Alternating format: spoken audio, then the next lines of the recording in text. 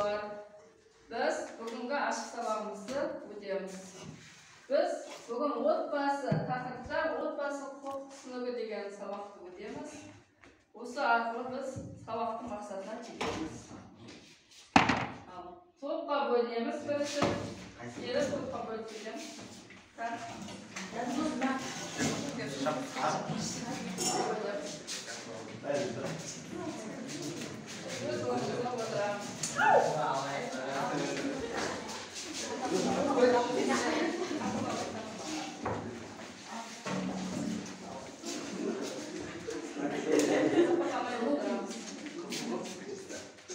Енді бізде топ басшыны сайлаймыз. Ішімізден топ басшыны сайлаймыз. Осыда топ басшы келіп, өз топ бөлінген топ басшыларымызды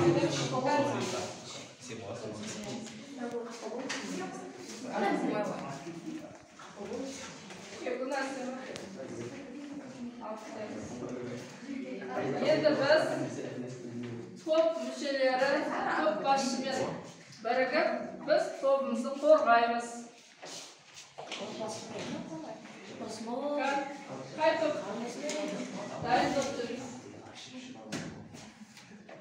Бірінші топ екі шарты топ екен. Екінші топ отбасы тобы. Үшінші топ неке тобы. Ал әрқайсымыз топ мүшелері өзінің топтарын қорғаймыз. Қайсымыз дайын? Топ мүшелері.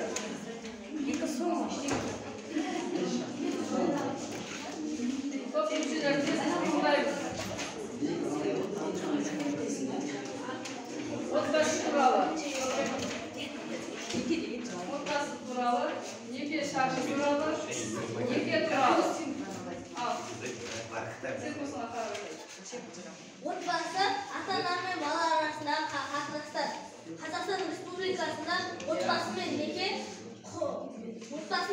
құқығы қорғалады. Бұл дегеніміз некеге тұру мен отбасы және де некені бұзу заңмен реттелетіндіруге болады. Қазақстан Республикасында адамдар заң арқылы некеге тұрады және де өз еріктерімен отбасы туралы заңнамалардың салдарын біле отырып, өздеріне жауапкершілік ала отырып, саналы түрде отбасы болады. Дұрыс, молодец.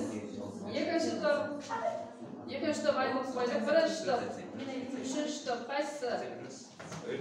Бастаймыз. Тез. Неке шарты. Бірінші топ. Некеге тұру ер мен әйелдің өзара келісімімен болатын және некенің жасты өтеді толығымен анықталады. Егер некеге тұру мәжбүрлеу алдау күш көрсету арқылы жүзеге асырылса, онда неке заңсыз болып саналады. Некеге тұру келісімі адамның қол қоюмен және де ауызша айтуымен жасалады. Мұндай ата-ананың туыстарының келісімімен талап етілмейді, келісімі талап етілмейді. Бірақ болашақта ата-ананың рұқсаты бар жағынан да маңызды болып саналады. Дұрыс. Ал үшінші топ. Неке дегеніміз жауапкершілік. Неке ол өзара сүйіспеншілік. Ол бір-бірін сүйетін екі адамның бірге қосылуы. Некенің ерлі-зайыптардың неке тұрған кезде құқықтары мен міндеттері қандай? Некеде тұрған ерлі-зайыптардың құқықтары тең болады. Ол жағдайда әйелге ешқандай шектеу болмайды. Ол әйел үй шаруашылығымен және де басқа да ер адамдармен жұмыс бизнеспен айналысып, мақсат жасауда тағы басқа нәрселерге де мүмкіндіктері бар. Ерлі-зайыптылық некеге тұру ол ғұмырлық неке деп саналады.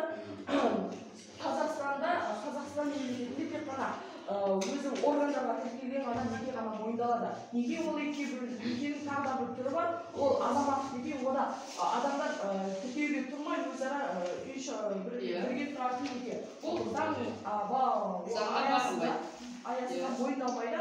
Бірақ та олардың балалары қорғауға алынады. Алайда мұндай қатынастар екі жақ үшін заңнамалық салдап туындауы мүмкін. Ал Назерке не дейсіз? Сонымен қатар ерлі-зайыптылар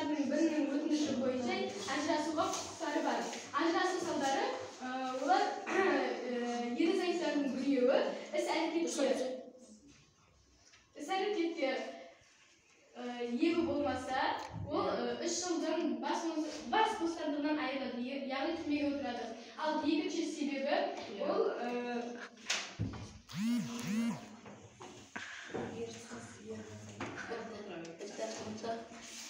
Ал енді біз неге қандай жағдайда қиылады және тоқталады деген тақырыптарымызды тапсырмасын айтып кетеміз. Ал бастаймыз. Қайсысыдай? Ринат?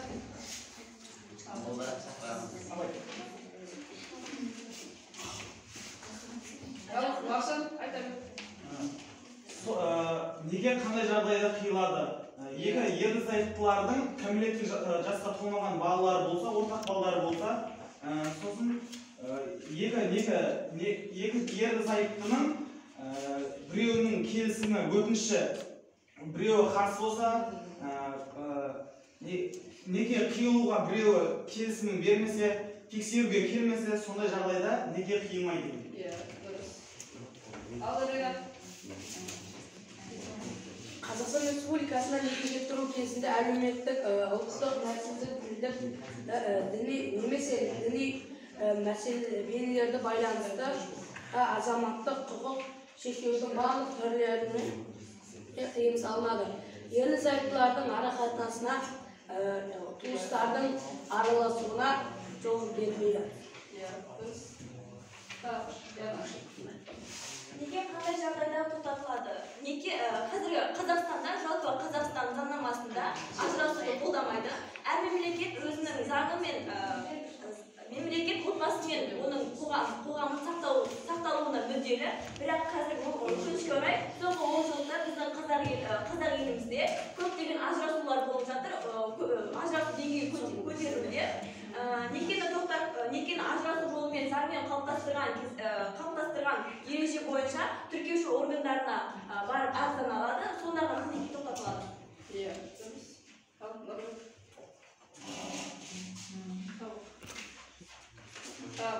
Кімде бар? Кім айтады?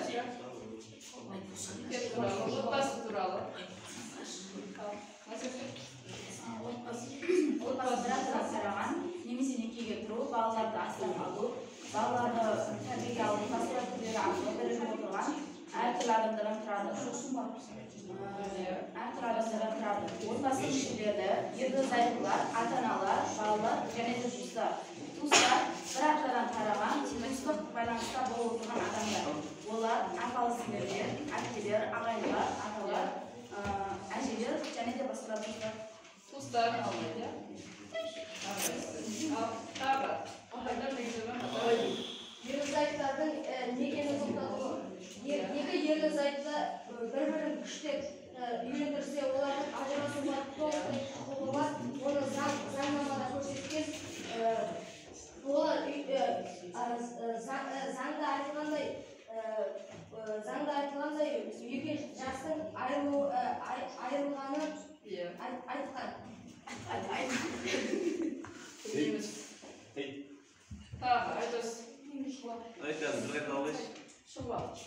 Некені тоқтатудың құқықтық құралдары.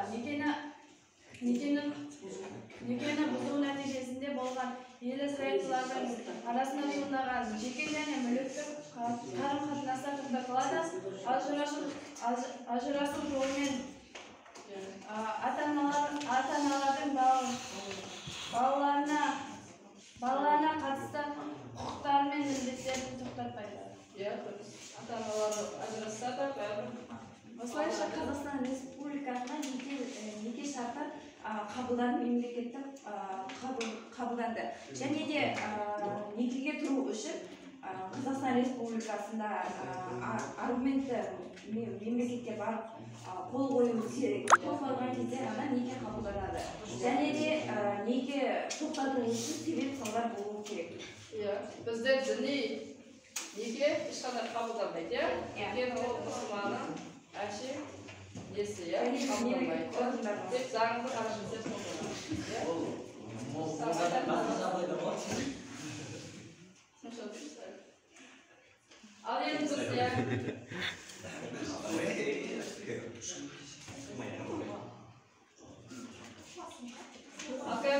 сұрақтар бар. Бізде 3 сұрақ қойғанбыз. 3 топқа.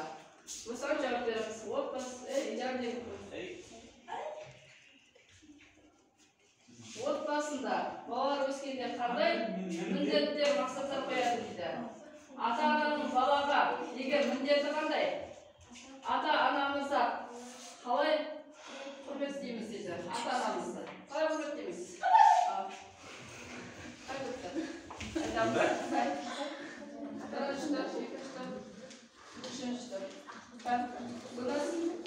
Отбасында бала өсуінде қандай міндет мақсат қояды? Отбасында яғни тәрбиелеген ата-анасы өзінің қамқорлығына алып, оған барынша қамқорлық жасауға міндетті бала өскенде. Ата-ананың балаға деген міндеті қандай? Яғни баланың өсіп келе жатқан кезінде оған дұрыс тәрбие беру, оған қамқорлық жасау, оған балаға жақсы өнеге көрсету ата-ананың, әрбір ата-ананың өзінің борышы деуге болады. Ата-анамызды қалай құрметтейміз? Бізге олар кішкентайымыздан жылу беріп, бізге жақсы көзқараспен қарады. Сондықтан да біз ата-анамызды барынша құрметтейміз.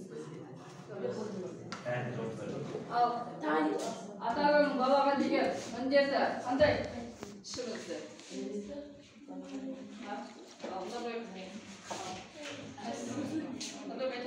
Мен ойымша ата-ананың балаға деген міндеті өзінің баласын өсіріп, жетілдіру, бала психикалық және де ауытқуларды тудырмау, баланы барынша жақсы бақытқа алу, тәрбие беру. Ал ата-анамызды қалай құрметтейміз енді? Қайта ойда. Бірінші ата-анамызды қалай құрметтейміз?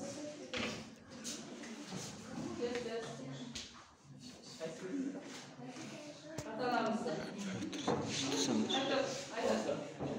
Ал Дияра. Отбасында бала өскенде қандай міндет мақсат қояды? Отбасында бала өскен кезде оның міндеті ол ата-анасын құрметтеу және де өскен кезінде оны асырауға міндетті. Және де өсіп міндетті асырауға міндетті, сосын Баланы өсіреді, ақырата жетілдіру үшін yapады, оқытады, міндетіне құрбаттаған ол бала енді өзінің міндетін атқару керек.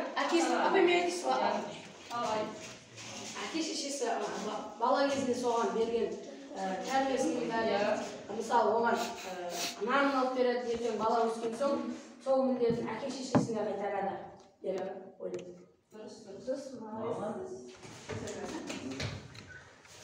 Енді ағата бізде енді стол әдісіне көшеміз. Қайтадан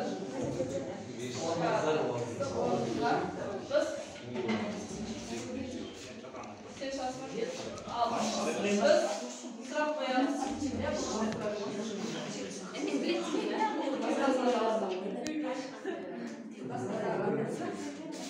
Ал Ринатқа екі топтан сұрақ қоямыз. Тез қоямыз. Соған тез жауап беруіміз керек. Жүде отырамыз.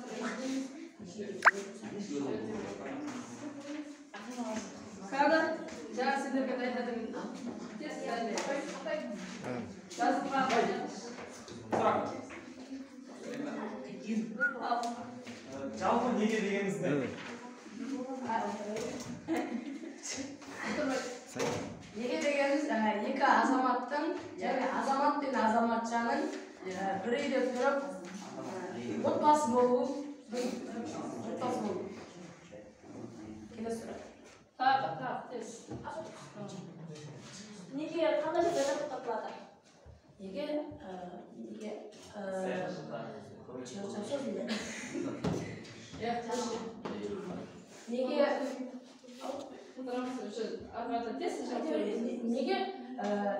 бір азамат пен азаматшаның бірі қайтыс болған жағдайда тоқтатылады?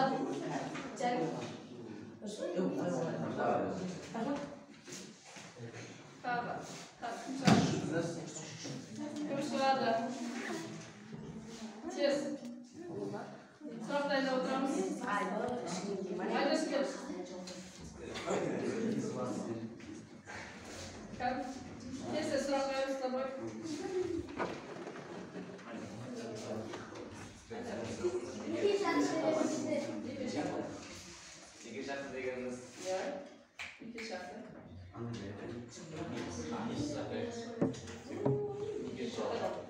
Неге шақырды? Не жауап бере аласың? Апай, біз топ істеп бола ма? Жоқ, өз. Неге шарты? Неге шақырды? Некенің шарты ол бір-біріне сенім арту, азамат пен азаматша бір-біріне сенімді болу керек.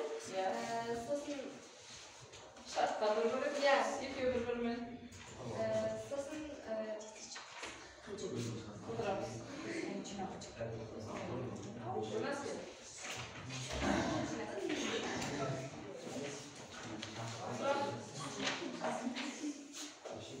Сұрақ. Диана, сұрақ айтамыз. Отбасы дегенді қалай түсінесің?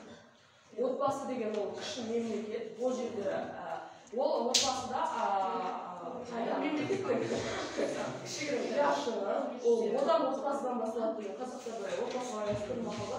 Ол жерде ата-ана балаға бір-біріне түсінушілік болады. Неке деген қауымды қалай түсінуге болады? Неке деген бұл жауапкершілік, өзара сүйіспеншілік, бір-біріне сүйіп қосылған азамат пен азаматшаның бір-біріне деген келісімі. Сүю дегеніңізді көрші. Ал, Гүлназ, молодец. Бізде ең несі Гүлназ болды, иә? Ішіндегі сұраққа жауап берген Гүлназ болды.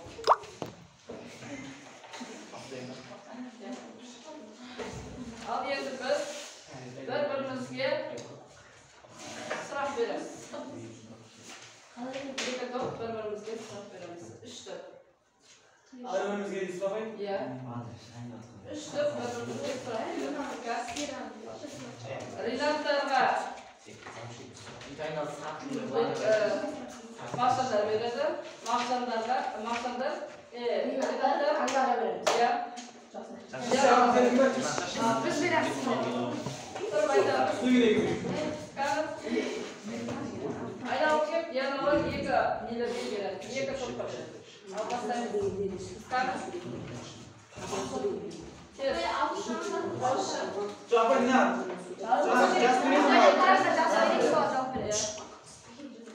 Ал бастаймыз.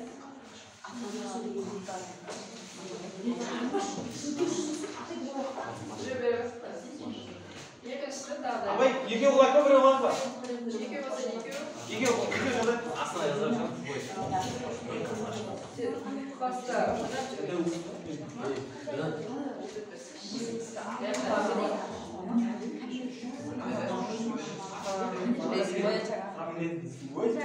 Kanız.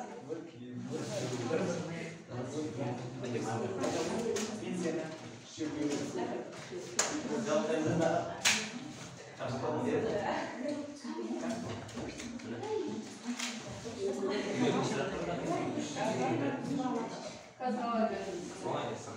Ya, onlar Olsa aşağıda da verin. İki topla verin.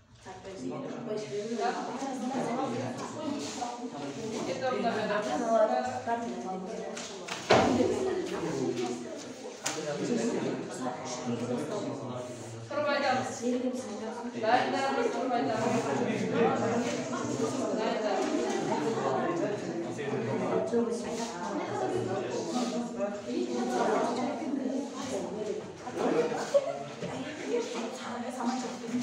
Абай, мына біздің сынақ дегенде абай. Қандай жағдайда кәмелет жасқа толмаған жастар қосыла алады? Бала дегеніміз бар. Жоқ, аба, қандай? 18 жасқа толмай, біз кәмелеттік жасқа толмай, Неге десеңіз, 18 толмаған азамат пен азаматша ол әлі бала болып. Қандай жағдайда кәмелет жасқа толмаған жастар қосыла ала ма? Иә? Бұл жерде ата-анасының рұқсаты арқылы қосылады және де орынды себептерге аяқ алуға немесе баланың дүниеге келуі, әскери қызметке шақыртылуы, кәмелет жасқа жетпегендердің отбасын құруы жатады. Дұрыс. Некені тоқтатудың салдарын некені тоқтатқан кезде арада бала болса, оған әкесі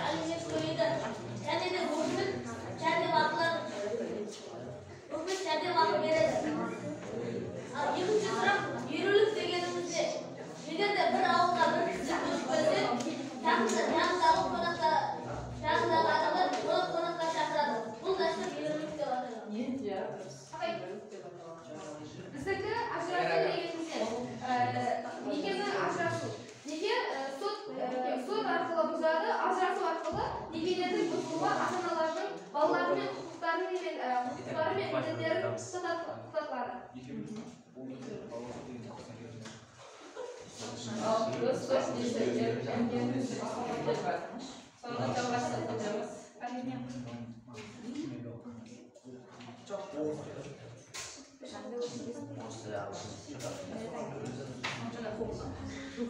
O'ylamay degan bor. Sizlar o'sha maqomatlarni albatta bir jamg'artirib ketishimiz kerak. Endi atasini bilmagan. Endi atasini bilmagan ol. Ya, endi atasini bilmagan. Sonra bizda o'sha maqomatlarni albatta jamg'artirib ketishimiz. Endi biz o'tmasida O'rtasi kollejda o'qiyapman. ya o'tmasida ostirib Negini normalda және оның негізі ostirib. Дома. Ha, balaning nesi var? Akesi babası.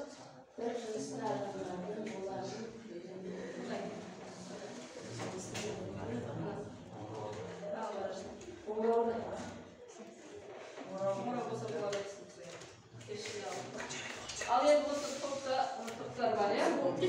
Bizde bala, akeler, analar.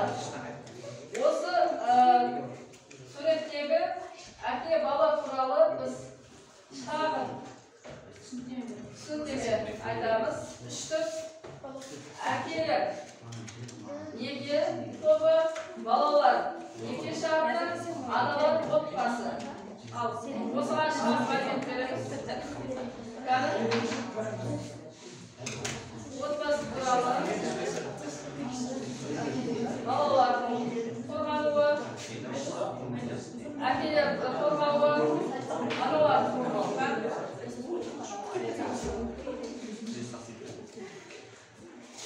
qaytaday bastay Ana deb aytadi, ana deganimiz ol. Bizni dunyoga olib kelgan turmush o'sha kunduz savrega ko'rsatgan anamiz, ol anamizda yekiga jayov ahol barsang da qarzdan qutulmaysan deydi qo'y. ya Ananing o'rni bo'lib, akaning de o'rni bo'lib, men uchun ular bir to'la. ya bala qaysi nega sharti Балалар олар бізден кейінгі жасөспірім кішкентай балалар айтады. Біз оларға өз өнегемізді көрсетуіміз керек. Өз өнегемізді көрсетіп, өзімізден кішілерге ізет құрмет көрсету біздің міндетіміз.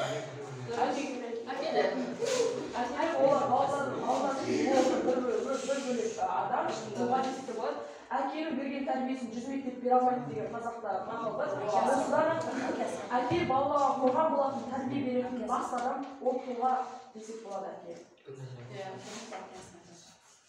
Endi albatta biz o'z sababimizni аяқтаймыз.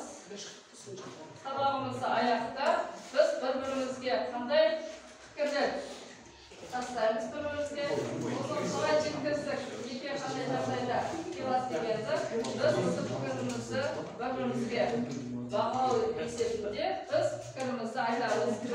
Qaysi aytamadim, qaysi so'ng esini aytamiz. So'rab.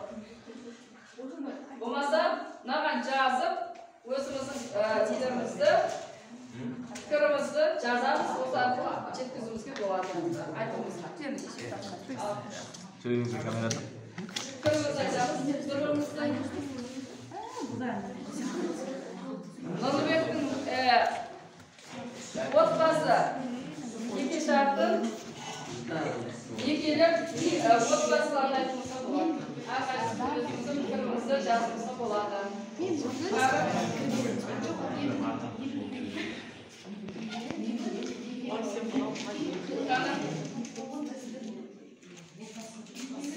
Qanchadan savobga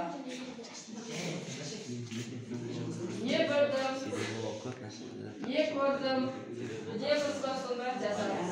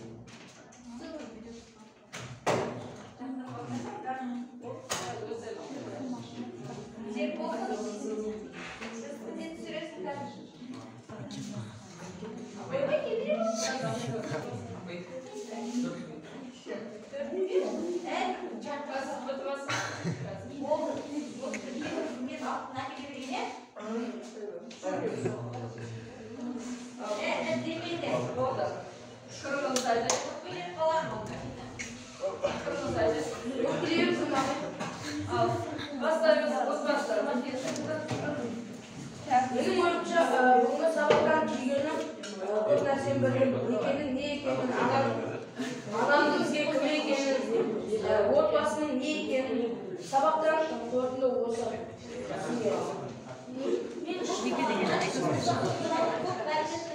Bu sabahtan başka kurtları da bir şey yapsak. Men nekening qanday joyda qilayotganini bildim. Болашақта қандай жағдай талаптарын бастапын жаңағы толық алып. Тағы. Көпіртетінде. Маша. Не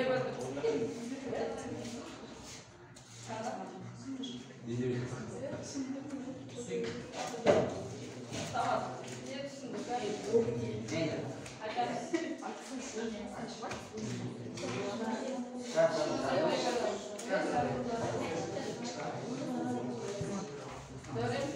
Ben bu sabahtan hukukumun korunaladığını bildim. Başka toplar da bu sabahlar bizine katıştı. Allah'a yokuşa. Tamam. Hayır. Sasha. Maşa. Sasha birlikte. Nasıl yapıyorsun? Mening shu ko'ngilli topda, o'sha 3 topda Rossiya qatishdi. Biz bilimlarni jo'g'or dengada ko'rsata oldik. Dalili ko'p ma'lumot beradi deb o'ylayman. Tamam. Yana. Men nekening ne ekanligini bildim. Al nekening qalay qiyuluvi men qalay to'xtatilishi turali bildim. Al alдағы уақытта отбасы мен баланың құқығы, некедегі баланың құқығын білемін деп білгім келеді. Алдағы уақытта бала мен отбасының некедегі құқығын білгім келеді.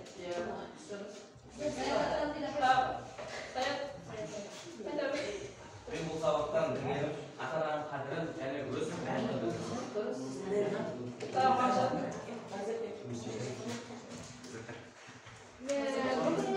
Бүгінгі сабақ өте керек өтті деп ойлаймын. Өйткені екі топта жақсы қатыса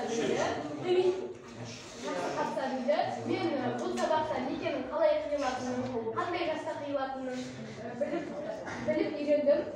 Мына топта Диана мен Назерке баласы жақсы қатысты. Мына топта Ринат пен Нұрзбек жақсы қатыса білді.